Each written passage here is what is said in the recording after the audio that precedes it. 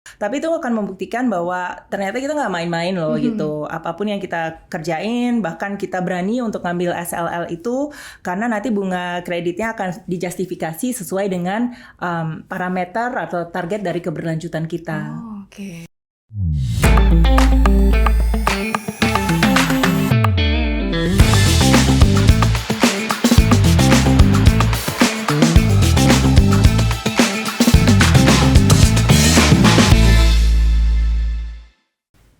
Halo semuanya, kembali lagi di podcast Leaders Talk Sustainable. Kali ini episodenya spesial sekali karena masih dalam rangkaian kolaborasi dengan Indonesia Business Council for Sustainable Development atau IBCSD. Nah, kali ini kita sudah hadirkan salah satu member dari IBCSD juga, yaitu dari Vale Indonesia. Sudah hadir bersama saya, ada Ibu Vanda. Halo. Salam kenal, Salam Bu. kenal Selamat semua. pagi. Selamat pagi. Kabarnya gimana Bu hari ini? Baik sih, alhamdulillah nggak hujan ya. Nggak hujan ya. Alhamdulillah hari ini cerah loh. Oke, nah di pembahasan kali ini kita akan banyak berdiskusi soal bagaimana inisiatif dekarbonisasi yang telah dilakukan oleh Vale Indonesia khususnya terhadap sebagai salah satu perusahaan khususnya di sektor pertambangan dan spesifiknya di nikel begitu ya. Yes. Nah, mungkin kita boleh perkenalan dulu ya Bu Vanda, boleh kita disampaikan ke pendengar Bu Vanda ini sebagai apa, kemudian kira-kira perannya di Vale dan khususnya nanti terkait dengan dekarbonisasi seperti apa saja yang dilakukan, silahkan. Oke, thank you. Halo pemirsa, selamat pagi dan terima kasih untuk kesempatannya untuk hadir di sini ya. Saya Vanda Kusumaningrum, Head of Corporate Communications dari PT Vale Indonesia. Saat ini sih kebetulan kalau misalnya di PT Vale, ini merupakan kehormatan juga menjadi salah satu perempuan ya di antara 3.300 pegawai, which is 11% dari 11%. dari employees keseluruhan adalah perempuan.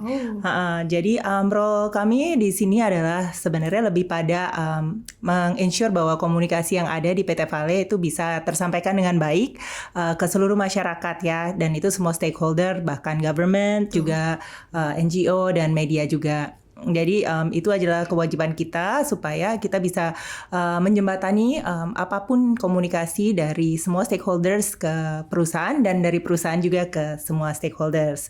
Karena tentunya bukan hanya dekarbonasi ya Mbak, cuman upaya keberlanjutan itu adalah sesuatu yang memiliki jejak rekam atau transparansi yang harus sangat kuat ya. Dan bahkan kita punya transparansi aja kalau misalnya sudah cukup kuat tapi tidak dikomunikasikan dengan baik gitu, tentunya mereka juga para stakeholders tidak akan paham. Betul. Karena dengan upaya-upaya fakta yang ada di keberlanjutan kita juga itu banyak sekali teknisnya. Betul. Jadi kalau misalnya bagaimana kita harus mentranslate itu menjadi sesuatu bahan yang akhirnya dimengerti, itulah tugas kami untuk menjembatani itu semua. Oke, ke luar dan ke dalam gitu ya, Yes, Bu, benar. dua-duanya. Nah, tadi Bu Vanda sempat mention bahwa ini merupakan isu yang sangat teknis begitu ya, Bu. Di keberlanjutan tentu ini areanya sangat luas sekali, Yes. khususnya kalau kita berbicara soal dekarbonisasi. Benar. Nah, di corporate communication sendiri seperti apa sih Bu cara ya tadi untuk bisa menjembatani bahwa komunikasi ini bisa diterima dengan baik tidak hanya di luar, tapi juga khususnya untuk internal perusahaan juga untuk para karyawan begitu. Oke. Mungkin kita sebelum kita masuk dekarbonasi, mungkin kita juga melihat ke belakang dulu ya, kenapa PT Vale itu punya tujuan yang sangat mulia ya ke depannya. Jadi kita tuh beroperasi dari sejak tahun 1968, which is 57 tahun yang lalu. Dan dimulai dari operasi kita itu, kita tidak langsung membangun smelter ataupun mengambil ore ya, tapi waktu itu yang kita lakukan adalah 10 tahun kita develop hydropower kita. Jadi PLTA kita tuh didevelop 10 tahun sebelum kita bahkan beroperasi. Jadi bayangin juga bahwa pada saat itu tidak ada yang mengerti mengenai keberlanjutan gitu, dan dekarbonisasi mungkin itu sangat jauh dari waktu apa yang kita pikiran. Tapi luar biasa sekali perusahaan ini, mereka bisa kayak menjadi suatu visioner untuk membangun si PLTA itu yang ada di Sorowako sendiri.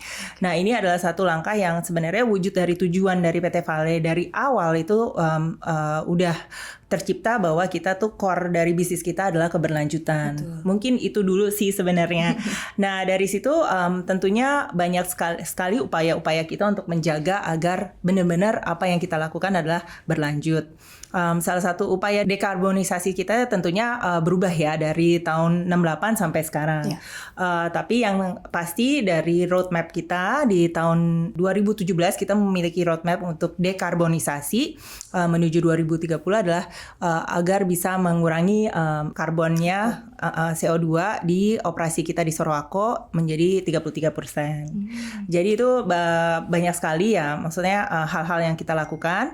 Tapi mungkin dari komunikasi adalah lebih pada bagaimana engage bahwa apapun yang kita lakukan itu bisa dilakukan oleh semua, karena kita ngelihat bahwa keberlanjutan ini hanya bisa dijalankan apabila ini adanya kemauan bersama ya. Betul. Nah bersama ini itu siapa aja sih gitu. Kalau misalnya kita lihat bersama itu mungkin pertama pihak internal kita ya. Dari kita sendiri harus kuat. Jadi tentunya kita harus meyakinkan semua karyawan kita bahwa apapun yang kita kerjain itu nggak bisa kita sendiri, tapi adalah core dari mereka juga. Jadi ini adalah wujud dari kebersamaan itu. Dan juga tentunya eksternal. Dan makanya keberlanjutan itu hanya bisa dilakukan apabila terjadi kolaborasi yang kuat dari semua pihak. Betul. Oke. Saya dapat kunci lagi, berarti ini adalah kolaborasi kembali. Yes. Internal dan juga eksternal kembali pastinya. lagi gitu. Nah, kalau tadi berbicara soal banyak sekali langkah-langkah yang dilakukan Vale khususnya untuk dalam prinsip keberlanjutan dan juga khususnya di dekarbonisasi, tentu banyak sekali juga Bu saya rasa melihat tambang dan juga fieldnya Vale ini tersebar di berbagai wilayah juga. Kira-kira apakah ada strategi khusus Bu, langkah-langkah yang dilakukan di masing-masing lokasi tersebut gitu, menyesuaikan dengan mungkin kondisi bagaimana mengkomunikasikan ke masyarakat luas di daerah tersebut begitu, dan juga seperti apa strateginya secara umum khususnya di corporate communication kembali. Oke, sebenarnya balik lagi ya Mbak, kalau misalnya kita lihat, dengan adanya operasi dimanapun juga, tapi kita core-nya adalah keberlanjutan, dan core keberlanjutan itu harus dimulai dari karyawan kita sendiri. Betul. Jadi mungkin itu sih yang menjadi strategi kita ya, bagaimana kita emphasize bahwa semua karyawan tuh harus mementingkan keberlanjutan di dalam core bisnis mereka, sehingga terciptalah kayak misalnya conversation-nya bukan lebih pada gimana sih kita harus kolaborasi, tapi lebih bagaimana mereka yang kalau saya sih lebih sukanya ngomongnya co-creation. Bagaimana mereka bukan hanya collaborate bersama kita, tapi bagaimana mereka juga harus meng-create sesuatu. Ya mungkin itu sih gitu. Betul. Jadi dari situ mungkin conversation-nya ya akan dipancing. Terus dari situ kita juga ada banyak sekali diskusi-diskusi yang cukup kreatif dengan para karyawan, dan itu juga akan emphasize sama leaders, dan dari situ baru kita bisa melakukan suatu campaign atau sesuatu yang base-nya dari karyawan sendiri. Jadi dari sisi internal pun juga perannya sangat besar ya Bu. Yes, justru benar. itu yang memang sangat ditekankan Vale, diinternalisasi kepada seluruh karyawan bahwa keberlanjutan harus ada di semua prinsipal semua karyawan gitu ya. Benar.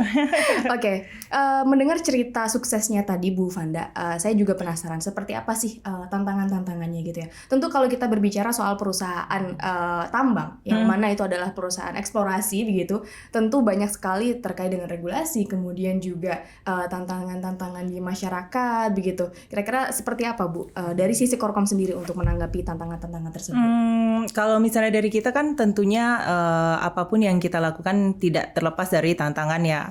Yang kita ambil kan, kalau mining kan semua orang juga persepsinya bukan hanya Mbak aja ya, tapi dari global juga melihat bahwa kita tuh ngambil sesuatu dari bumi. Nah benar gitu, apapun yang kita ambil, kami sih berharap bahwa kita bisa amplifikasikan berlebih gitu, berapa puluh kali dari apa yang kita ambil, sehingga ini harus menjadi manfaat buat semua orang ya, khususnya komunitas kita. Jadi pastinya tantangan yang dipikir oleh orang karena kita mengambil dan meminjam sesuatu dari bumi, mereka juga pasti ingin mencoba untuk kayak terlibat juga. Mungkin itu salah satu tantangan utama yang kita hadapi juga. Nah ini harus dilakukan, balik lagi adalah bagaimana bagaimana kita bisa merangkul semua orang untuk bisa sama-sama. Nah, dari pemerintahan sendiri kalau misalnya dilihat regulasi itu sangat cukup menantang ya. Betul, apalagi ketat juga. ketat sekali. Jadi saat ini juga dari royalti, dari apapun yang kita lakukan di tambang tuh ada aja dan sangat dinamis. Namun belakangan ini ya mungkin di awal cukup landai, tapi saat ini kan kita juga melihat bahwa bisnis kita tuh nggak hanya cuman mengambil ore dan menjual misalnya nickel matte itu kan. Saat ini kita hanya menjadi penambang sejati, tapi pada saat Pak Prabowo naik, beliau kan sudah sebelumnya juga di eranya Pak Jokowi, mereka sudah bergaung atas nama hilirisasi. Betul. Tentunya juga sebagai penambang kita akan harus memikirkan cara-cara untuk lebih kompetitif di skala industri global. Apalagi di Indonesia sendiri, Indonesia tuh kaya banget akan nikel. Bahkan resources nikel terbesar adalah di Indonesia. Yeah. Namun bagaimana kita harus lebih pintar untuk menghadapi industri, itulah yang kita akan coba persaingan ini. Tentunya tidak mudah menjadi yang tadi Mbak bilang ya, bagaimana tantangan yang ada. Jadi mungkin dulu tantangannya hanya kita ngambil ore, terus habis itu kita jual, kita proses pastinya menjadi nickel matte dan kita jual. Tapi sekarang kembali lagi melihat dunia dan apapun yang diarahin sama Pak Prabowo juga dalam asta citanya juga kita harus lebih kreatif ya untuk melakukan hilirisasi. Jadi tantangan sekarang itu dengan adanya regulasi dan semua yang ada, kita juga harus melihat market juga demand-nya dan belum terlepas lagi dari tuntutan global yang ada. Betul. Dan itu yang menjadi polemik dari semua perusahaan tambang sih Mbak. Pasti. Jadi tentunya kolaborasi itu penting banget. Bagaimana kita bisa meyakinkan semua stakeholder, government, media, NGOs juga bahwa sebenarnya apa yang kita lakukan adalah ibaratnya kita the right track sih, nikelnya tuh ke jalan yang benar gitu. Walaupun memang kita jujur kita bukan maksudnya bukan yang terbaik, tapi apabila ada yang misalnya pastinya ada kekurangan, tapi kita sangat terbuka sih Mbak gitu. Jadi intinya sih sebenarnya bagaimana kita menghadapi tantangan ke depan ya dengan semua stakeholder ya pastinya kita dengan cara bahwa keterbukaan sih Mbak. Kita tidak pernah menutup diri gitu. Kalau misalnya kita dikritik monggo. Tapi mohon kritikannya berbasis gitu aja sih, dan dengan kritikan itu akan ada dialog di mana kita juga bisa sama-sama. Intinya pastinya ada solusi kalau kita bisa mau sama-sama gitu. Memang bukan berarti menampik tantangan tersebut ya Bu, tapi bagaimana mengkreasikan strateginya untuk terus bisa jalan beriringan gitu. Karena memang betul sejalan dengan proses bisnis di perusahaan tentu ya tantangan akan datang dari arah manapun gitu ya Bu. Benar.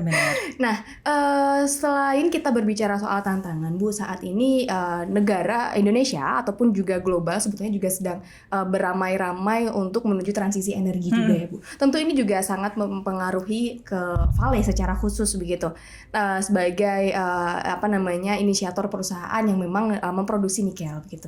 Nah kira-kira dari tantangan tersebut sudah dirumuskan strategi-strategi yang baik, kira-kira apakah ada juga peluang yang muncul Bu di sana gitu sebagai perusahaan yang bisa menjadi salah satu garda terdepan ya untuk transformasi energi gitu. Alhamdulillah kalau dibilang begitu, itu sebenarnya tujuan dan cita-cita kita. Namun ya terlepas dari itu masih banyak kekurangan kita tentunya. Nah kalau misalnya itu sih sebenarnya di luar itu ya banyak sekali tantangan, tapi di dalam suatu tantangan pastinya ada kesempatan yang ada. Contohnya ya kita melihat bahwa tentunya banyak hal yang tidak terpikirkan oleh kita akhirnya jadinya menjadi suatu opportunity. Tapi kalau misalnya secara global kita memang harus membuktikan ya Mbak gitu. Data dari apapun yang kita kerjain itu kalau misalnya kita tidak bisa membuktikan dengan benar, pastinya dari semua arah dan stakeholder juga akan melihat kita bahwa ternyata nggak ada gitu update-nya atau transisinya. Jadi kita selalu berusaha untuk menjadi lebih aktif di acara-acara global. Bahkan kayak contohnya ya mungkin di tahun depan kita kan ada pinjaman juga. Kita ada rencana untuk ngambil loan ya. Untuk pertama kali dalam sejarahnya kita akan reach out untuk mencari loan karena kita ada beberapa investasi dari proyek karena kita membuka proyek bukan hanya di Soroweko sekarang, kayak tadi bilang kan Morowali sama Pomala sendiri. Nah di situ seperti itu contohnya, kita mempunyai kesempatan untuk punya loan, tapi kita lagi kolaborasi bagaimana caranya loan ini bisa menjadi SLL, which is Sustainability Linked Loan. Sehingga bunga fund juga, yes, karena bunga kreditnya itu nanti ada konsorsium dari berbagai bank di luar negeri situ, tapi itu akan membuktikan bahwa ternyata kita nggak main-main loh gitu. Apapun yang kita kerjain, bahkan kita berani untuk ngambil SLL itu karena nanti bunga kreditnya akan dijustifikasi sesuai dengan parameter atau target dari keberlanjutan kita. Oke, berarti ya. Nggak apa-apa Mbak. Jadi maksudnya tentunya di segala challenges yang ada pastinya akan ada opportunity yang datang, dan ini tergantung dari kitanya aja bagaimana kita mengemasnya. Kalau kita ngelihat bahkan ini aja maksudnya di saat banyak tantangan kita harus hilirisasi, kita juga mencoba berupaya untuk mengemasnya dengan demikian. Betul, dan peluang itu juga nggak datang dengan sendirinya ya Bu, pasti. Karena pasti juga melihat bagaimana inisiatif keberlanjutan yang dilakukan Vale yang begitu banyak gitu, nggak hanya di dekarbonisasi aja gitu ya pastinya. Oke, nah tadi Bu bicara juga soal bagaimana achievement setelah tadi banyak peluang, banyak tantangan juga tentu kemudian dirumuskan berbagai strategi. Bu Vanda menyampaikan juga beberapa langkah ke depan, diantaranya sedang menyiapkan beberapa inisiatif gitu ya. Nah dari aktivitas atau mungkin inisiatif keberlanjutan tadi Bu, apakah juga ada semacam mungkin achievement gitu yang diraih oleh Vale gitu, misalkan dengan tadi di awal banget menyampaikan soal bagaimana ini dikomunikasikan gitu supaya bisa dikonsumsi publik secara lebih luas. Kalau misalnya achievementnya kan mungkin tiap tahun kita juga pasti ada sih Mbak. Jadi maksudnya kalau misalnya terlepas dari achievement keberlanjutan, kita alhamdulillah banyak banget achievement kita. Kemarin aja juga baru menang Subroto Award, terus juga dari Kompas dan Bisnis Indonesia juga kita menang Lestari Awards sama juga dari kalau kita lebih pada kita udah di Indonesia juga ada, dan insya Allah di global juga kita akan coba juga gitu. Jadi kita berupaya untuk bersaing di skala global ya. Selain di Indonesia kita juga pasti ikut. Nah di global ini juga selain yang tadi awards itu juga kita juga menaikkan parameter kita, which is salah satunya adalah dengan audit IRMA ini sih Mbak. Mungkin banyak yang belum tahu terkait IRMA ya. Itu kan Initiative for Responsible Mining Association. Jadi dari situ mereka akan assess. Jadi mereka adalah salah satu association global yang akan nge-assess bahwa kita layak gak sih atau kita masuk dalam scoping mereka nggak gitu. Dan tahun ini kebetulan sebagai perusahaan nikel di Indonesia kan cuma baru 2 yang ikut juga. Yang pertama, nah ini kita adalah yang kedua Mbak kebetulan. Dan baru saja kita announce bahwa bulan depan mulai dari 1 sampai 5 Desember mereka akan ada survei di Soroweko sendiri. Sehingga menurut kita sih gini, selain dari awards yang kita terima, juga assessment seperti ini adalah suatu pembuktian bagi kita Mbak, apabila memang kita bisa terpilih atau lulus dari assessment itu, akhirnya mungkin ya gitu kita juga bisa membuktikan ke skala global bahwa ternyata ada loh nikel di Indonesia yang sangat ini ya, maksudnya bukan green ya, tapi sangat responsible lah, ibaratnya begitu. Iya, karena kalau berbicara soal labeling green itu tadi, itu bukan ending sebenarnya, tapi itu adalah journey yang sangat panjang sampai nanti gitu. Ya, berarti dengan adanya assessment itu nanti juga membuktikan bahwa Vale secara real begitu di lapangan melakukan berbagai hal terkait dengan sustainability begitu. Dan tidak hanya dari sisi corporate-nya saja, which itu di head office-nya saja, tapi juga barangkali bagaimana penerapan dan juga implementasinya di lapangan, di tambangnya langsung itu benar-benar melakukan prinsip keberlanjutan atau tidak begitu ya Bu? Benar.